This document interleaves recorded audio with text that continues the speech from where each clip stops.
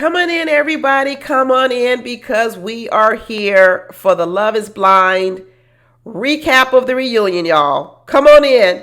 We got a lot to talk about, y'all. We got a lot to talk about.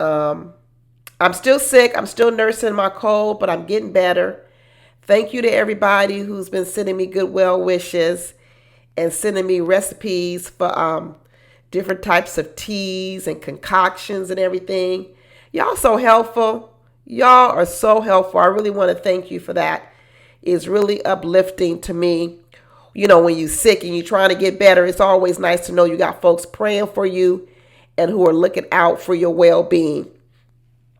And to piggyback on looking out for people's well-being, we're going to talk about a few things today. So buckle up, y'all. Buckle up. It's going to be a long video.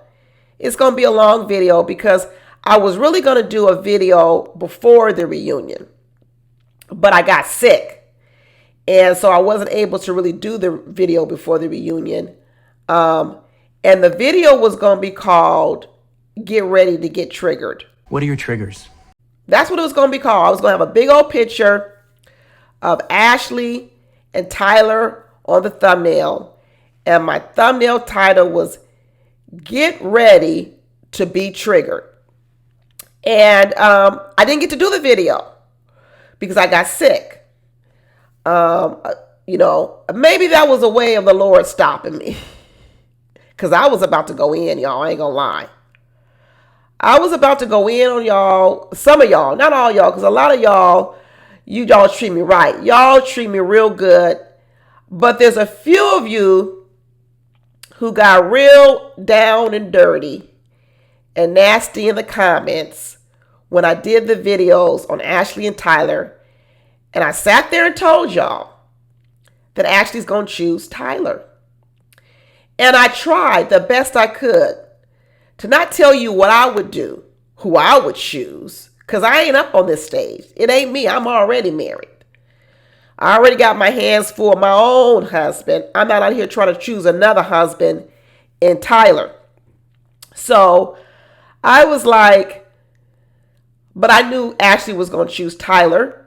And I sat there and I tried to explain to y'all how I knew that Ashley was going to choose Tyler. This is what I tried to do. I thought I was doing something good. I thought I was giving, like I always do, my predictions. Well, some of y'all took real offense to it. And some of y'all missed the message because my comment sections, which I got behind on too because I was sick. I was in bed a lot. Some of y'all in the comment sections took the opportunity to call me all kind of names. Misogynist, man lover, woman haters. Someone told me I was doing damage to women out in the world. I mean, it was pretty foul stuff. But anyone that knows me from being on watching my YouTube channel, y'all know I can't be bullied. I can't be bullied. I can't be bullied. And typically what I do is I double down. I double down. And that was what my video was going to be about. My video was going to be about doubling down on what I had already said. And I was going to come back and I was going to say, I said what I said.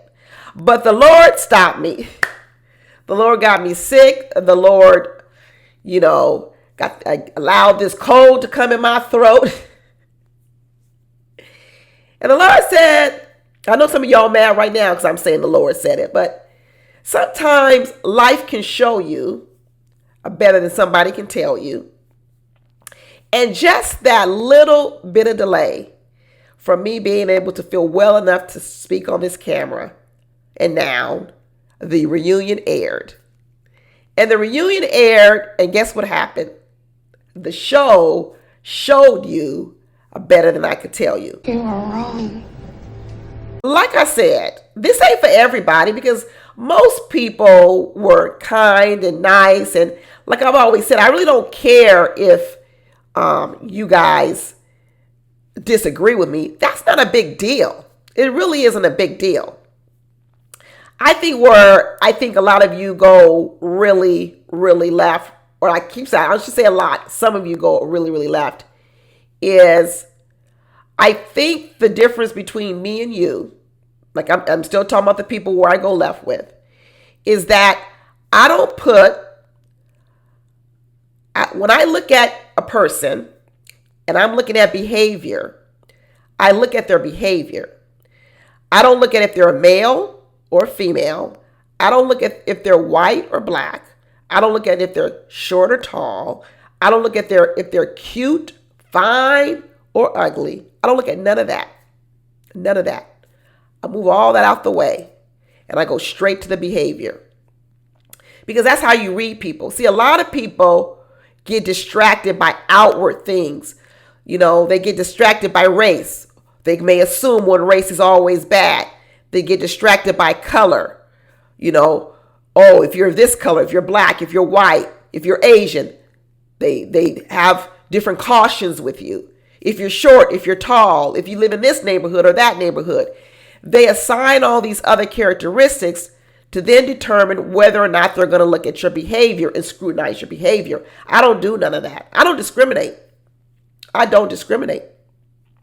So I think what happens is I see things sometimes when other people don't see them because some people get blinded by the exterior.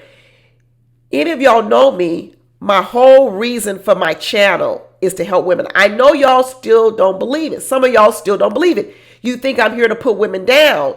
You think I'm here to make women settle. You think I'm here to, because I don't like women and I love men and I'm male identified. But the reason why, if you want to say I'm harder on women, is because I need women to wake up. Because if you're ever going to really go out in the world and be successful in anything you do, I don't care if it's business, relationships, or work, school, you've got to be able to parse through the muck of the world. Because there's muck everywhere. There's always going to be obstacles and there's always going to be people who are working against you. And if your radar for muck is only based off of their genitals, men versus women, right?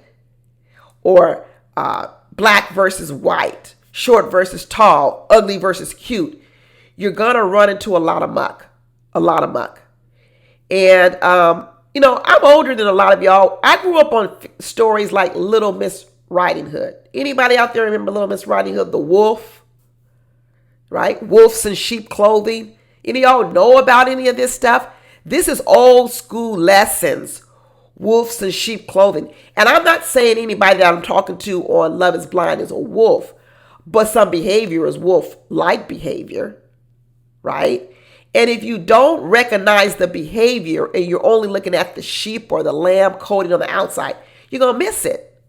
You're going to miss it. So I was going to use that video before to double down. You are wrong. I was going to say, what do people hate to hear? I told you so. I was right. You are wrong. But I'm here now. I'm here now to say it. I told you so. I told you so. And I don't want to look at it like I'm gloating. Forgive me if I gloat. Yes! Gloat, gloat, gloat! There's no benefit in gloating for me. But where the real benefit, where I really get my joy, is teaching, showing, sharing. That's really where I get my joy. I'm not a big YouTube channel. I appreciate you guys all subscribing and liking because I do need that for my videos to be heard by more people. But honestly, sometimes whether I get 300 views or I get 3,000 views, I go at it with the same level of zest.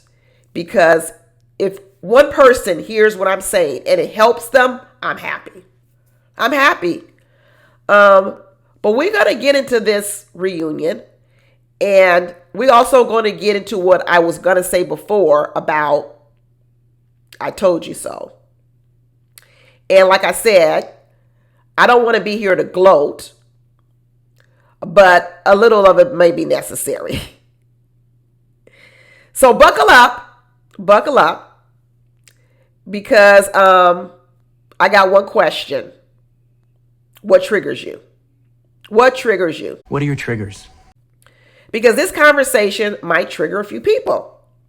It really might trigger a few people. So before we get too deep into it, let me ease you into the review. Let me give you a little bit of Vaseline to rub on your face, so some of these punches that come through this screen might just glide off of you and they don't land so hard. Because some of these things I'm going to talk about is going to land a little hard on some of you. So why don't you grease up your face with a little bit of Vaseline, or talk to P. Diddy and get some baby oil, because we got some things to talk about. But like I said, we're going to ease you into it, and we're going to ease you into it with the happy part, which is Taylor and Garrett still being together. And don't think I'm just going to talk about Tyler and Ashley when I say I told you so. We're going to also talk about Marissa. Oh yeah. Like I said, grease up your face. All y'all who was in my comments last week, and if some of y'all ain't seen these comments, go back and look at those 2 videos I did on Bri and Taylor and Ashley. All those people, y'all know who you are. I ain't gonna put you up on screen. I ain't gonna call you out by your screen name, nothing. Grease up your face, because You are wrong. there gonna be some punches flying around up in here. But we're going to start off with Taylor and Garrett and say congratulations from them being together. And I was happy to see that. But the only thing I was surprised about was Taylor was playing chess and Garrett was playing checkers. You see, I knew these two was going to be together. The only part of Taylor that I always had this little thing in my head was, if y'all go back to my videos, I felt like Taylor was doing a little bit of trying to control Garrett a little bit too much. I was really feeling a little something kind of way about this move back to San Diego. I felt like she was kind of holding over his head, that I've always wanted to move back to San Diego, and boom, all of a sudden now they get married, they're moving to San Diego. But, I said, hey, Taylor's in love. He's going to do what he's going to do. And what I did was I gave Taylor the option to make his own decision. I noticed it. I pointed it out. But I wasn't calling, Garrett any kind of name, because he was deciding to bend towards the favor of Taylor and move to San Diego. But then all of a sudden, we're back here on the reunion, and at the very end, they say, well, where are you living now? And Taylor and Garrett say, we living in Fredericksburg. Fredericksburg? You mean where Garrett's family's from? So y'all didn't move to San Diego? No. He said, we went back and forth a couple of times, but you know what? I was unhappy and it was way too far from my family. And being the loving wife that Taylor is, she recognized it. And we decided that we'll just be bi-coastal, but right now we're still living in Fredericksburg.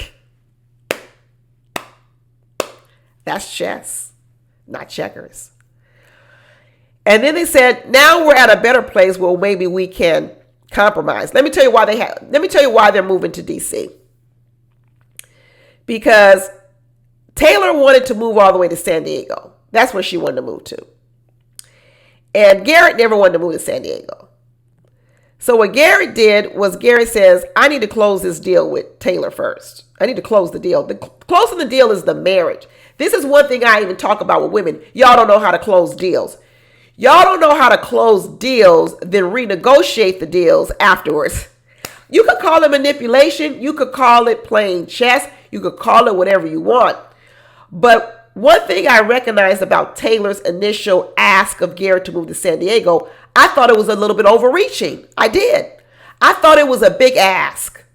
That's why I really don't have no problem with the way that Garrett renegotiated that deal. Because I thought the original ask from Taylor was too much to ask at the beginning of a relationship. You're asking me not only to be in a new marriage, you're asking me to change my job, move my city. You're asking for too many changes at one time. That's a big risk, right? But what Garrett did was Garrett says, you know what? I'm going to close this deal with Taylor because he loves her.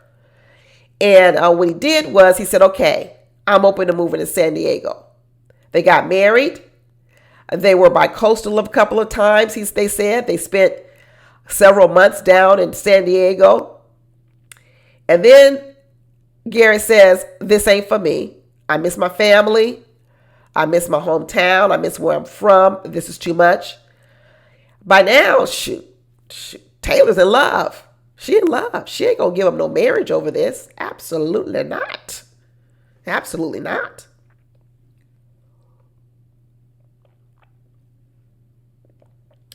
So they moved back to Fredericksburg, which is where they are now. And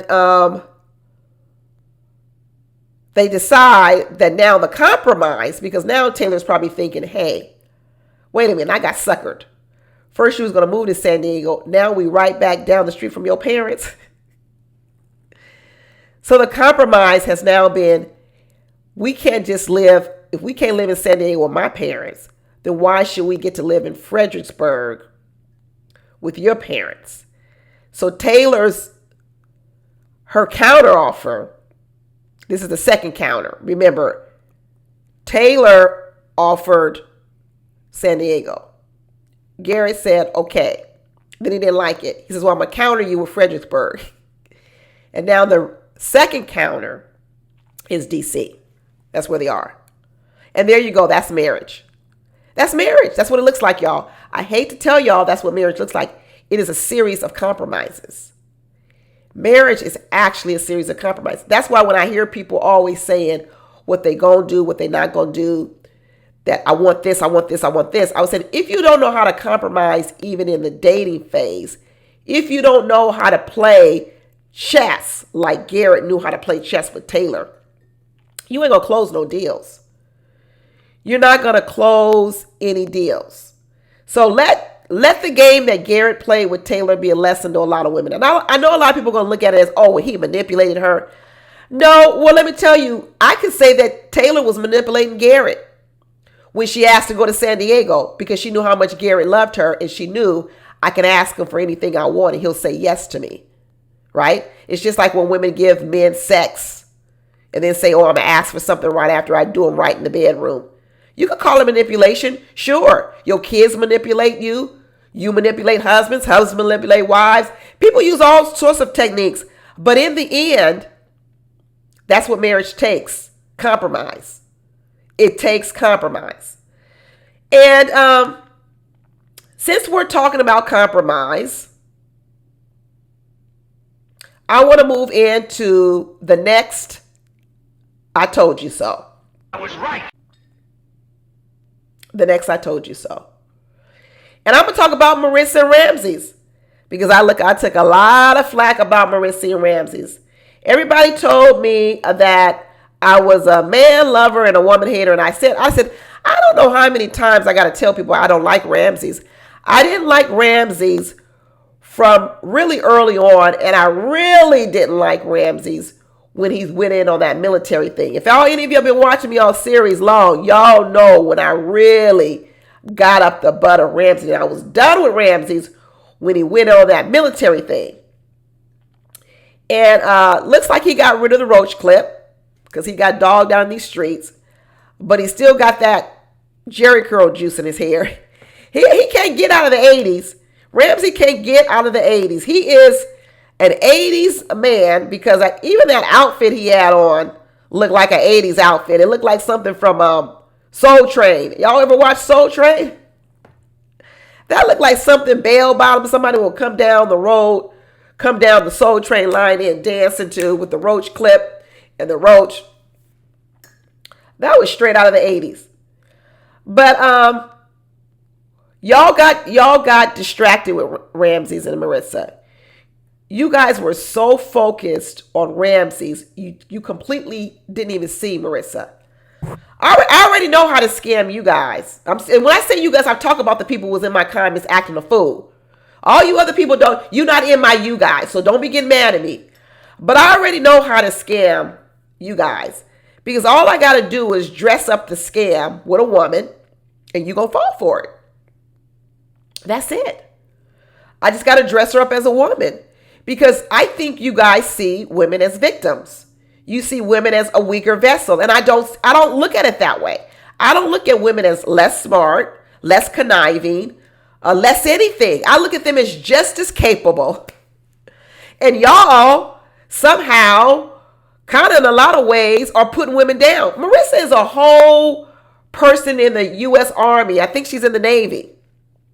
Marissa told us she had the security level in the government to be able to press missiles to fire on other countries. But somehow or another, y'all believe that Marissa was this big victim of Ramses. And I kept saying, I don't care what it is I don't like about Ramses.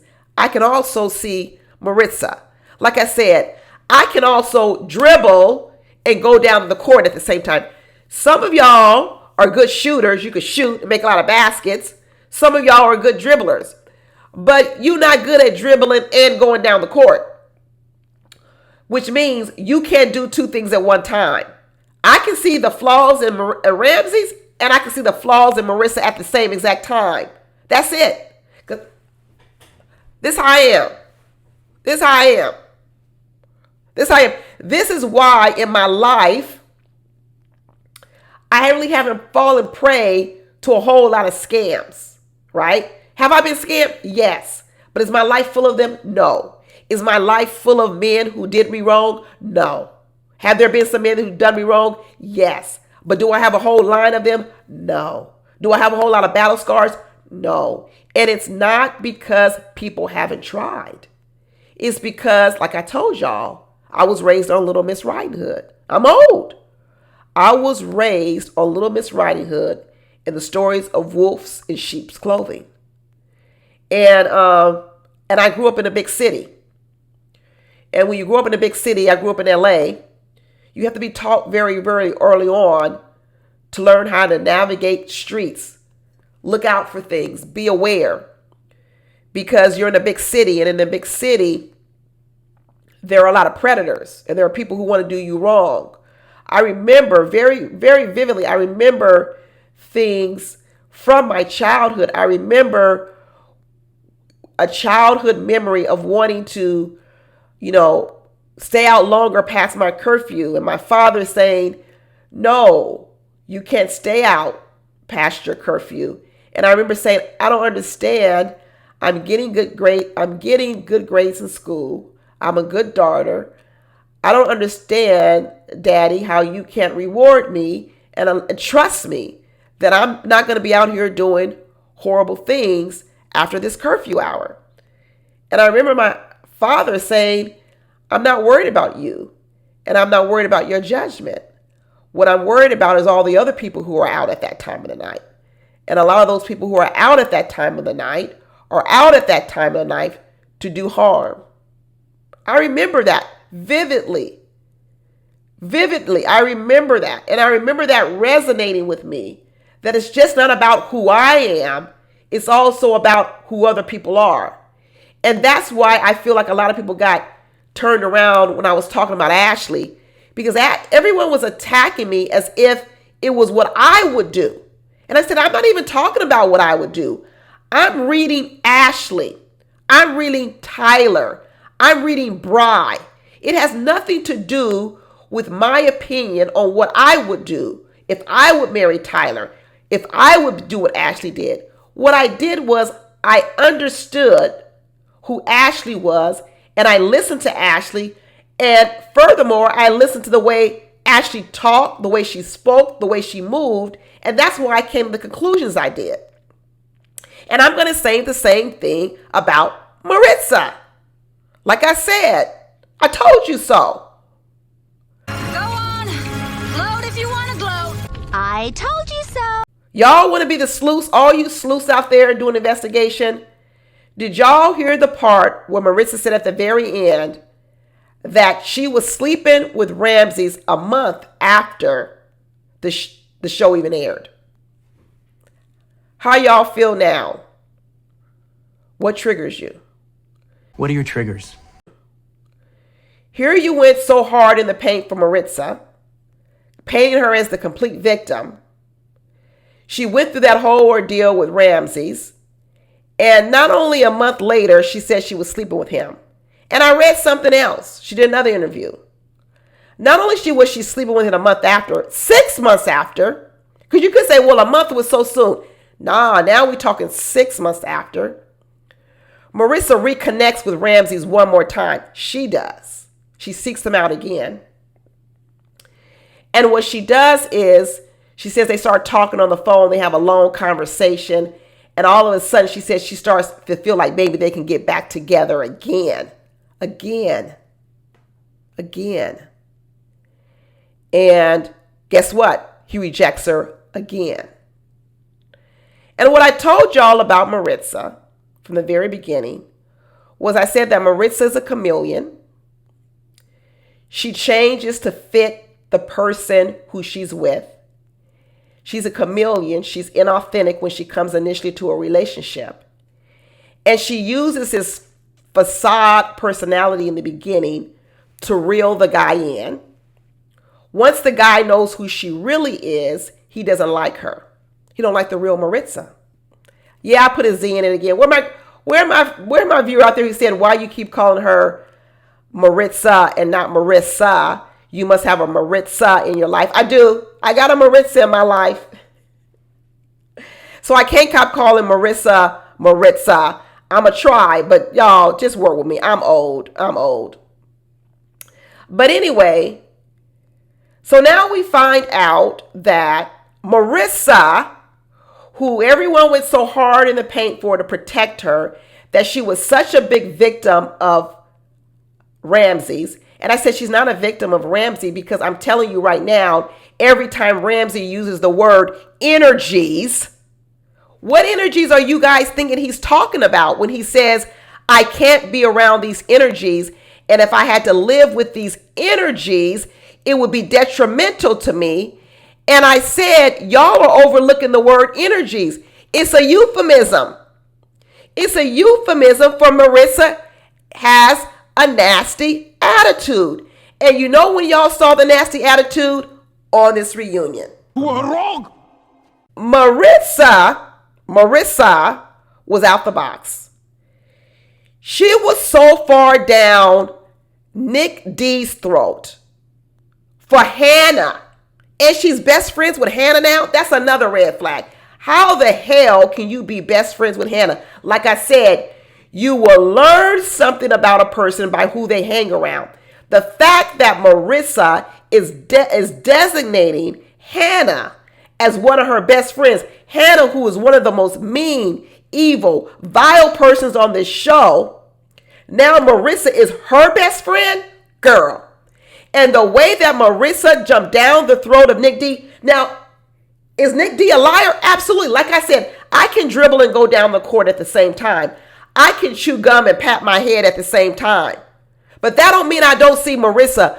Marissa was down the throat of Nick D like Nick D was her man. Girl, where did all this pit bull energy come from with you? It comes from, she's a military girl. She's tough. She can push the missile button. She was always there. She just didn't show it to y'all with Ramses.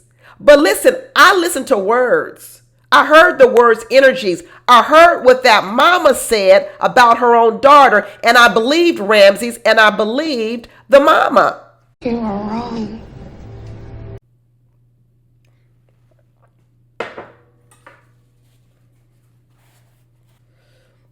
You know why you didn't see that same energy from Marissa with Ramses? Because she was still wanting Ramses to like her.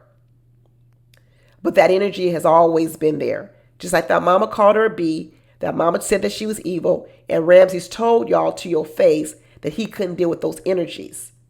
He couldn't deal with those energies. Yeah, the sex was good. That's why he slept with her when she came back again. And what she was trying to do was to rope him back into a relationship through sex. That's what she was trying to do. Because Marissa is very strong-willed, strong-minded, very strong-willed. And Marissa didn't take the defeat well, not at all. And when I say defeat, she didn't take the rejection well. And what she wanted to do was win. So she fought through her pain of being rejected by Ramses, enough so that she continued to sleep with him. Then even 6 months later, she went back and still tried to convince him one more time that they should be together. And Ramses held firm and said no. And I was with the mama. I said, and it's another thing I said. Let me say it one more time. I told you so. Even that mama said that she had a conversation with Ramses after he had rejected her and called off the wedding. And that mama said to Ramses on this show, I thank you, Ramses, for doing it when you did it. What are your triggers? What are your triggers? Are you triggered yet? Because I said the same thing, that Marissa and Ramses shouldn't have been together. And if I had to choose when it was going to happen, the way it happened, the timing it happened was the best. Could it have happened sooner? Yeah, it could have happened sooner. But good thing he did it then, not at the altar and not afterwards. And even then, Marissa couldn't accept it. She couldn't accept it. So y'all can sit here all you want, and you can keep believing that Marissa is this woman who's just a victim of Ramses. But you're not only doing Marissa a disservice, you're also doing a disservice to yourself when you go out into the world. Because if you keep identifying the wolves, the villains, the people who could do you wrong and do you harm by their gender, by their color, you're going to fall victim to a lot of people out here. A lot of people. But you know who also is not a victim, that a lot of you wanted to paint as a victim, was Ashley. I almost feel like Ashley was watching my videos, because when Ashley had this famous line, it's going to be her famous line. Where is it? Where is it? Let me see. I took some notes. When she said, when y'all sit here and think social media knows more than I know, she says it not only did it sound, I think she said it was ridiculous or something, but she said it's insulting to her intelligence. That's what I'm telling y'all. It's insulting to the intelligence of women to always paint them as a victim. Because of what it makes it, what women look like is we don't have the ability to have discernment. And that's insulting, right? And what is also insulting to know is that we can still choose things for our lives, even though it may not be what others choose. That's insulting. What's insulting is that when people were getting on me, one of the things I was saying about Ashley was that Ashley knew more than what you guys think she knows. But she's still chosen to marry Tyler. And I told you guys that I'm a person that I'm good on, say, I'll warn you, I'll tell you this. But once you've decided in a sober-mindedness that this is what you want for your life, I'm on your train. I'm going to cheer you on. I'm going to cheer you on. Just like Ashley's mama was in that audience, still cheering on her daughter, even though her mama knows. But a lot of you were angry with me. And a lot of you, which was so interesting, that you're such a ride or die for women. This is what you say, I'm not. You're ride or die for women. And you say, I'm not there for women. But what you did was, the only way you could ride with Ashley, you had to twist it in your mind that Ashley didn't know. A lot of you couldn't accept that Ashley knew. Because if Ashley knew, where were you going to go with it? Because you don't like Tyler. You're mad at Tyler for being a liar, which we all agree upon, that he lied, he did all these things. but you couldn't fix your mind that he could lie, that that he could lie, that Ashley could forgive him and still love him. You see, this is also a lesson you learn in marriage, especially when you're dealing with married couples. One thing you learn when you're married and you hang around other married couples is you're not married to that man. You also learn that you don't always spill your business to other couples, because what you may forgive your husband over, another woman won't, but you guys are in a friend group. So you got to be careful what you share with other women, because you may, in a moment, vent to someone on your husband and say, oh, I can't believe he said this to me or did this to me. And the next thing you know, you guys get over something because you're in love. But your friend ain't in love with your man, and she gonna hold on to that. And then next thing you know, there's a rift between your friend and your husband, and now you can't hang out no more together. You see, and what you learn as a married couple is, one is, don't always share all your business with everyone. Second is, don't always get in the business of other married people. And when Ashley decided she was going to marry Tyler, I said, Ashley knows more than you guys were giving her credit for. But what you guys somehow aren't able to do is you aren't able to see that she can know but still say yes to him. It was unfathomable to you. And I said in my video, one thing again, I told you so. I said that a lot of people have much more experience forgiving egregious crimes, egregious things. Maybe you're not that person. Maybe you're not the person that gives second chances. Maybe you're not the person that lets a homeless person in your house. These were the metaphors I used. Maybe you're not the person who gives a person a second chance, but there are people out here that do that. You see, once again, it goes back to, I don't look at people through who I am. I look at who they are. Do they have a heart for it? Do they have a aversion to it? And lo and behold, once again, I told you so, we find out that Ashley's father has spent 10, 12, or 13 years in prison. And part of the forgiveness that Ashley's had to go through with her own father is to forgive him from being absent in her life for all those 10, 12 years. So when she said at her wedding day, is he going to walk you down the aisle? And she said, well, I'm going to let him walk me down the aisle to a certain point. Then I'm going to be turned over to my mother. And she told her friend he should be happy with that because that's a good compromise. That father said he paid child support for Ashley the entire time he was incarcerated. And he and his daughter have a better relationship. They're forming a better bond. And in fact, that father said that he didn't even know all of the information about Tyler. He found out when we did in social media. So this whole year, Ashley's not only kept it away, we didn't know about it, of course. She didn't know us, but she also kept it away from her own father. But what she's saying is, I knew. And what she's telling y'all is, I knew, and I still did what I did. And I'm going to stand on it.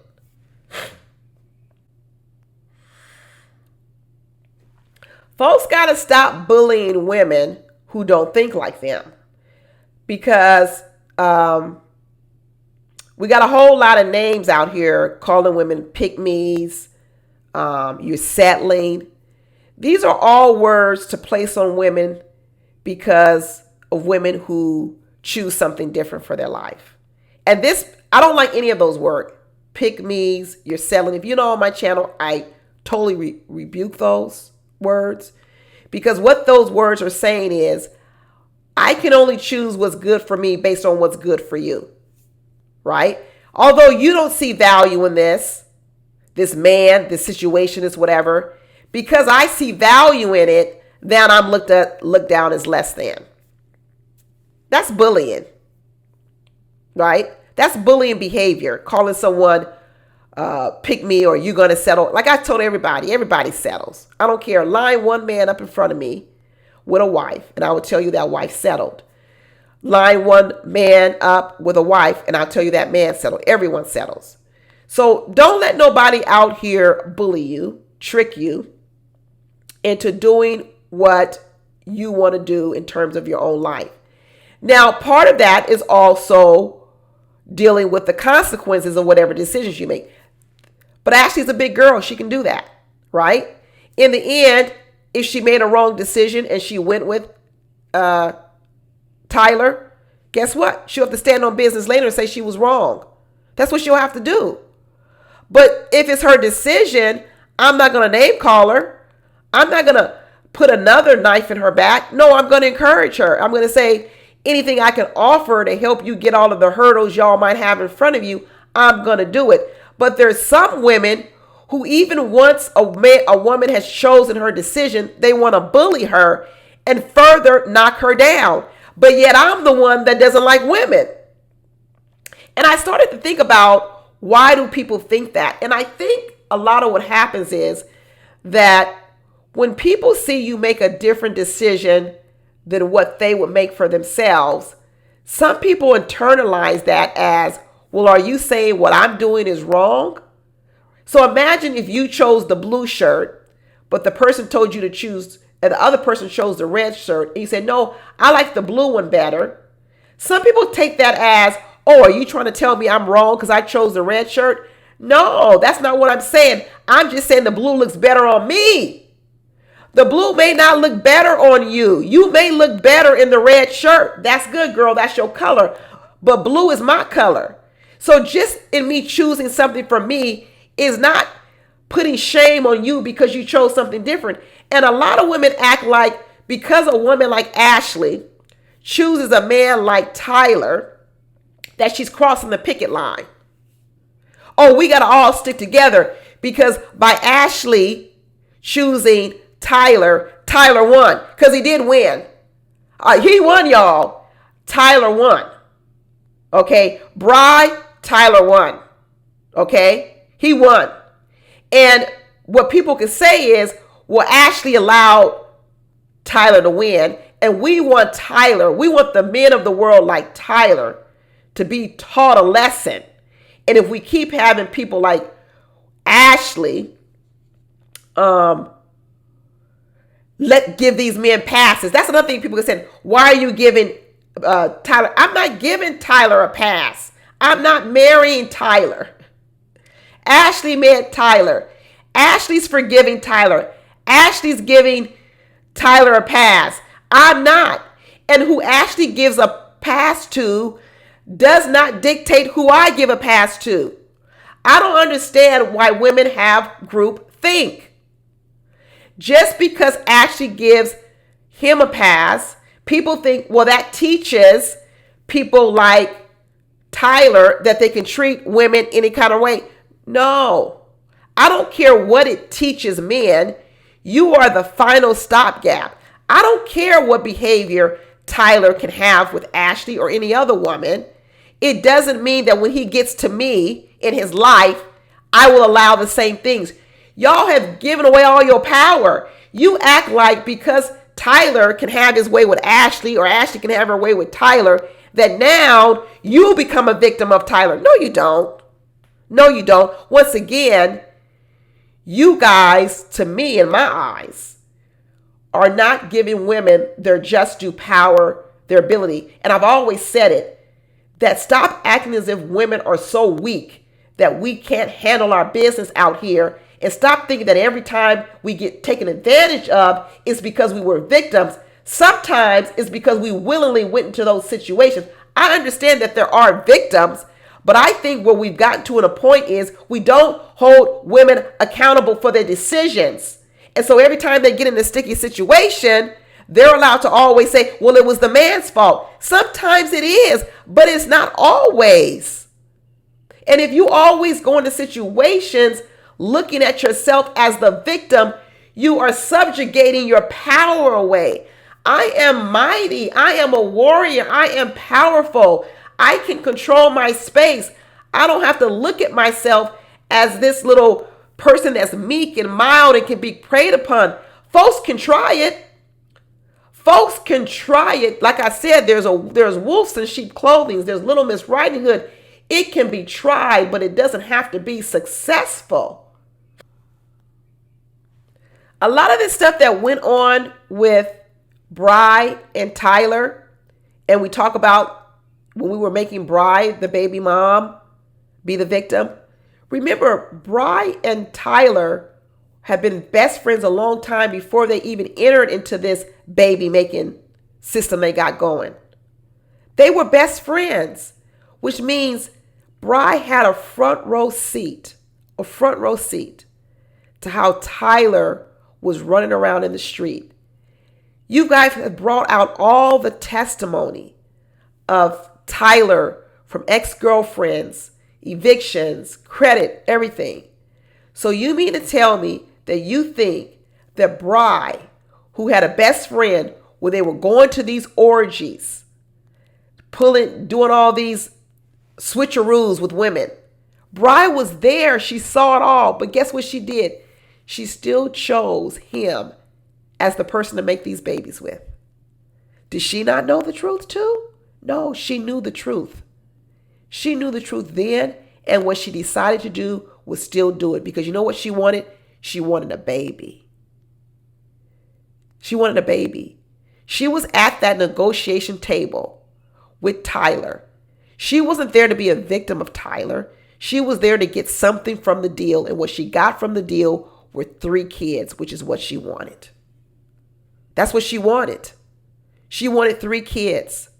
And Ashley is at the negotiating table with Tyler now. And you know what Ashley wants? Marriage and some babies. She's getting something from the deal. Maybe it's not worth it to y'all. That's fine. That's fine. But it was worth it to these 2 women. It was worth it to Bri. She did it. She did it not once. She did it twice, 3 times. That's why I didn't have no room for her coming back and saying she was a victim of Tyler's. Because how could you be the victim of Tyler's when you've known him all these years? You've seen him at orgies. You've seen the way he treats women. But yet you decide to procreate with him not once, twice, thrice. You're not a victim.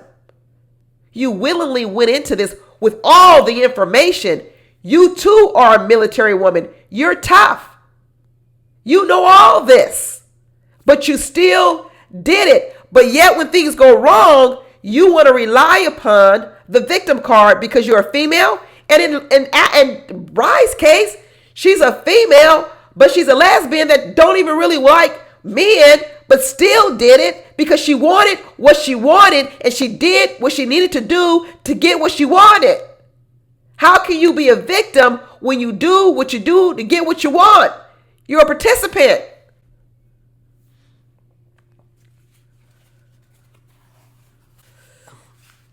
So now that Bri got dogged out by Tyler, is she going to run back to women now because men are the big bad wolves? Is that what's going to send her running back to the arms of women because she looks at the big bad wolves of only being a man with a penis between his legs? She doesn't realize that wolves come in all shapes, sizes, colors, sexes, sexual orientation, all that. Y'all want to have real DI, real diversity, equity, inclusion, real DI work? Well, real DI work means that we all can dish it. That's what it means.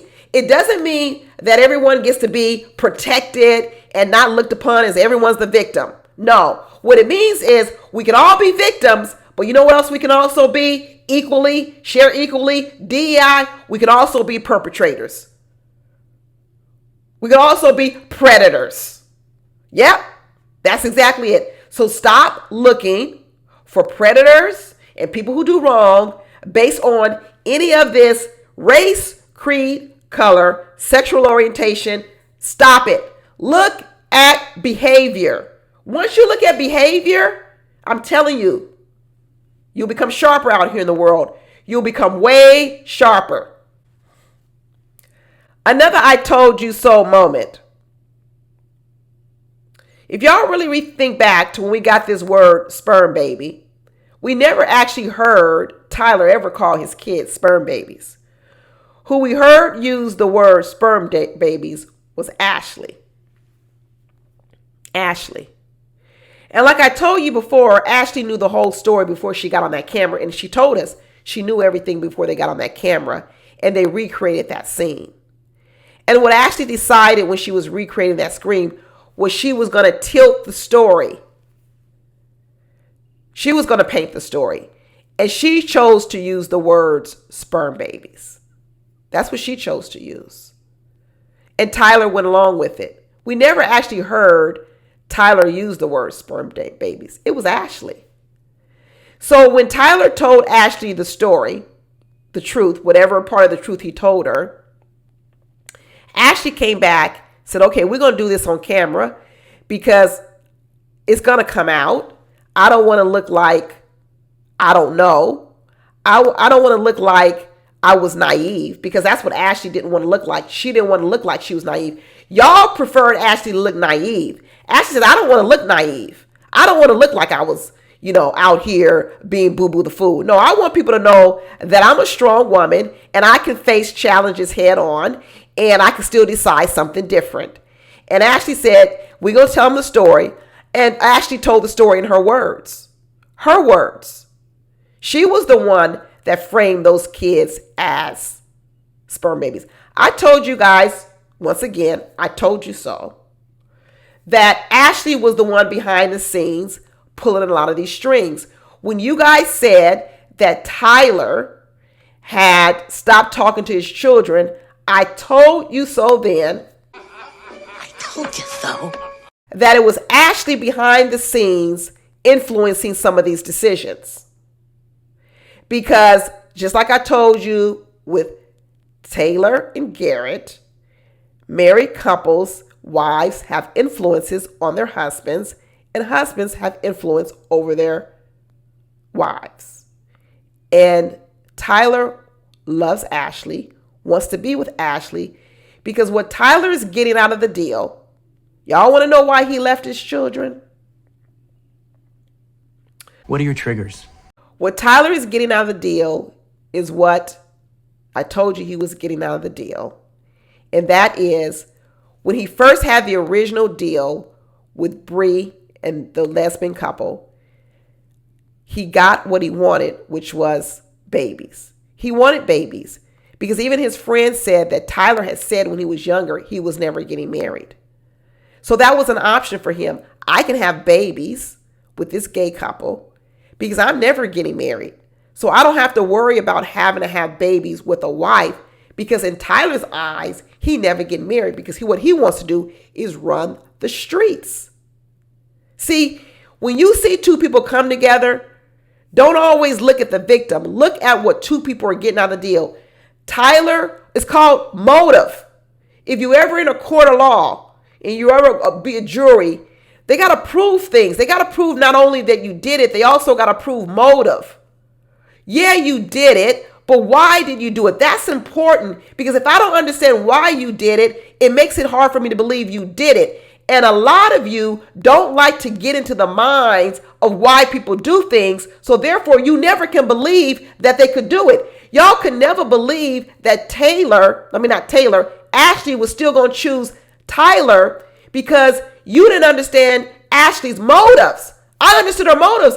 Ashley wants to be married and she wants a family and she wants babies right away. What better guy to get with than a guy who just donated a bunch of sperm to a lesbian? This is a jackpot. This is a jackpot. And now, here you got Ashley who is forgiving Tyler for one of the most egregious things. And now what does Tyler feel? Tyler feels obligated to her, not in a negative word. He feels loved by her. He feels like I've never received this type of unconditional love, because in the past, when I've messed up, people have left me. They've abandoned me. I'm used to being abandoned. I'm not used to being that when I do wrong, someone comes over and doubles down and says, I still love you. I'm not leaving you. I'm still here with you. And people think that by giving that unconditional love, it will give Tyler a license to cheat more. And what Tyler said, nah, what this did was it made me really be loyal to Ashley. I'm so loyal to Ashley now, I'm willing to leave these kids behind.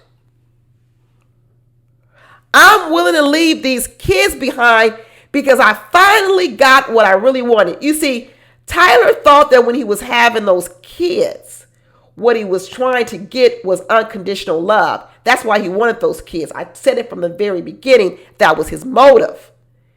And he said, I'm going to get unconditional love from these kids. And that's why he wanted to be in those kids' lives.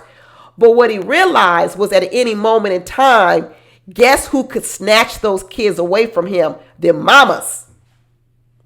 You see, what Tyler realized that once he had those children, which he was having to have unconditional love in his life, he started to realize it was fleeting. He really didn't have a handle on it. He was only a sperm donor. He didn't have no, in his mind, he's thinking, I don't have no legal rights to these children. And the minute that those lesbians started fighting and fussing and fighting and breaking up, Tyler started to realize, well, wait a minute. I had these babies so that I could have unconditional love from these babies. And now you got the one mother who's separated, divorced, trying to take one of the kids away. Wait a minute. Hold up. I gave you these sperm babies, this sperm, so that I could have unconditional love in my life.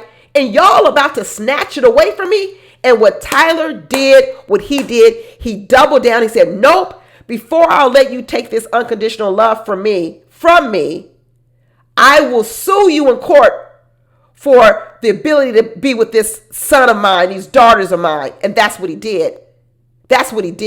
He went there to preserve what his real true motive was, and that was to have unconditional love. And he wanted that through children. He didn't expect that through a wife or a woman. He didn't expect it. He wasn't looking for it. You see? But then something else happened. Because if you listen to the story of Bri, when Tyler went on Love is Blind, he didn't go on Love and Blind and scrub his Facebook of all those kids' pictures. He actually applied for Love is Blind, went on Love is Blind with those pictures still up on Facebook. Bri even confirmed that. It wasn't until afterwards that he scrubbed it. Because after he went on Love is Blind and he went no communication with Bri started realizing that, wow, this guy is really doing something on Love is Blind. He gonna find a new woman. And what Bri decided to do was exercise her legal rights in court, which she had legal rights to do.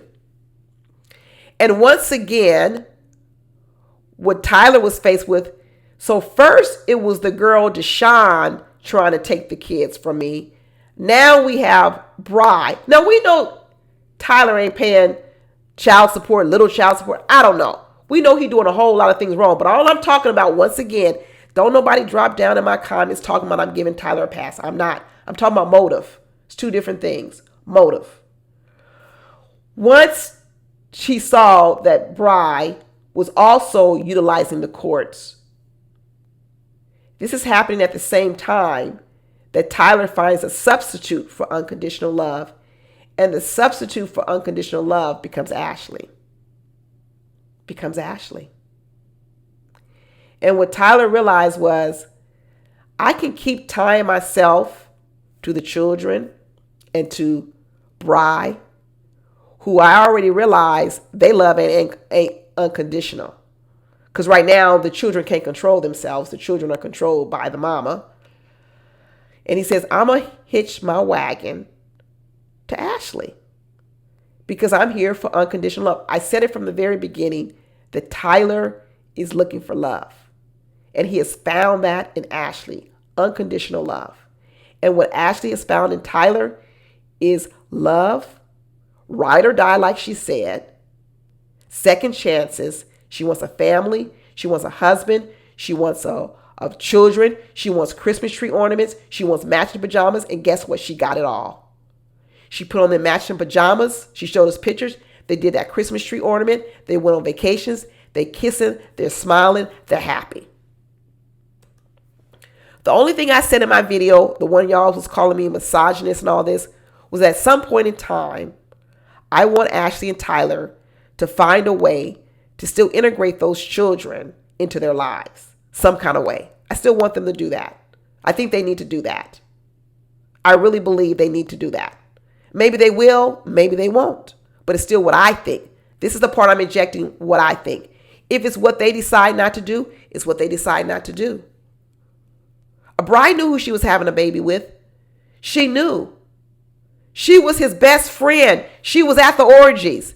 She's seen all the exes in Tyler's life, what she did to me. She chose this. And like I said before, I never believed that they were in a relationship. In fact, she confirmed it. I never believed it. Is this giving Tyler a pass? No, it's not giving a Tyler a pass. But it's also making the woman responsible for the decisions she made. And it's also me respecting both of these people's decisions. Regardless of whether it's not something I would do, I respect their decision. So that's it, y'all. That's all I got to talk about. I hope it wasn't too hard. I hope it wasn't too harsh. But I hope it also sent a message to y'all. Don't come down in my comments calling me no names. Because I'm not the one nor the two. And those who know me out there, I'll double down. I will double down. Because what I believe in myself and I believe in other women, I believe that we are powerful. I believe that we are smart. I believe that we have a gift of discernment. But I think a lot of people turn away their gift of discernment because they don't want to deal with the truth. They really want to hide from the truth because they want to do what they want to do, but then they want to say, well, I didn't know. They're actually not strong enough to say, I did know, but I'm still choosing this. That's the strength. The weak position is, oh, I only did it because I didn't know. You know. You know. But if you say you knew, then you'd have to take responsibility and accountability when it goes wrong. See, I never had a problem with accountability. When I do wrong, I was wrong. Hey, I was wrong. You know, I was wrong in my thinking. I was wrong what I did. I was wrong. Right? And maybe people need to get more comfortable with being wrong. Then they won't have to feel like they have to push aside discernment. They can still say, I can see it and I can still make these decisions, than to lie and act like they're always the victim. Don't live your life as a victim. Don't live your life making other people victims. And I mean, a lot of people made Ashley the victim. And she sat on here and said, don't make me no victim. I'm not a victim. You know, Ashley didn't ask for anyone out here to make her a victim. And a lot of people did. So, I don't know. Like I said before, what are your triggers? That's it, y'all. I'll talk to you later. Bye.